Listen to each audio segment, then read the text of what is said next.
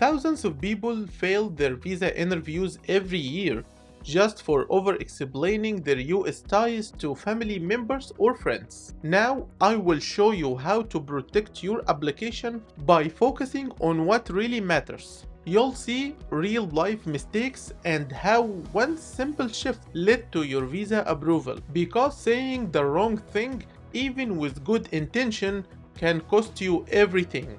It feels great when you have family members or friends living in America, right? You think if I tell the officer about all the people I know, they will see I'm safe and I have support. But honestly, you're destroying your chances for your US visa approval by overemphasizing your US connections. This can kill your visa application faster than anything else. Today you'll learn why and how to focus where it truly matters. Let's step into the officer's shoes for a moment. You're trained to stop immigrant risks, people who may come to visit the US but secretly plan to stay. When someone at the window says, I have a brother in New York, or my best friend lives in California and said I could stay with him, or even I have cousins everywhere in the US, what do you start to think here? Is this person safe? Can I trust him that he will return to his home country? How I trust him when he is emphasizing on his connections in the US? This person has many reasons to stay longer than they are admitting.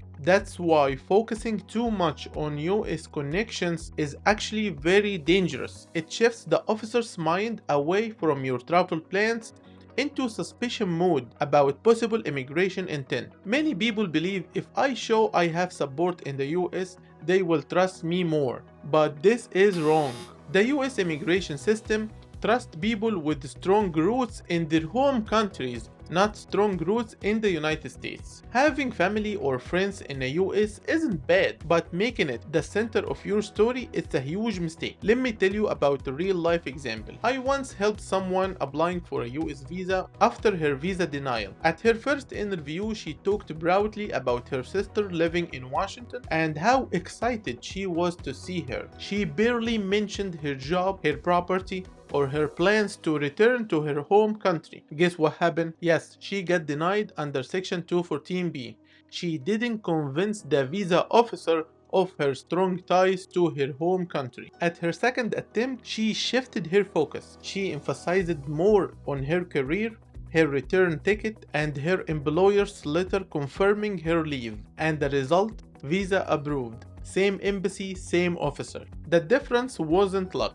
It was the way she talked to the visa officer. Here is where many applicants go wrong. 1. Volunteering information about every relative they know in the US. In general, do not never volunteer information to the US visa officer unless you asked for. 2. Sounding more excited about seeing friends more than returning home. 3. Talking about US family, giving them support or opportunities. Be careful of what you're saying, even if it's an innocent mistake. It makes the officer wonder, is this really a visitor or someone planning for a longer stay? This could be your unforgivable mistake. Your focus exercise for this section is that write 2 short paragraphs. One paragraph about your life in your home country, work, family, school, property responsibilities, and the other paragraph about your specific short travel plan to the US.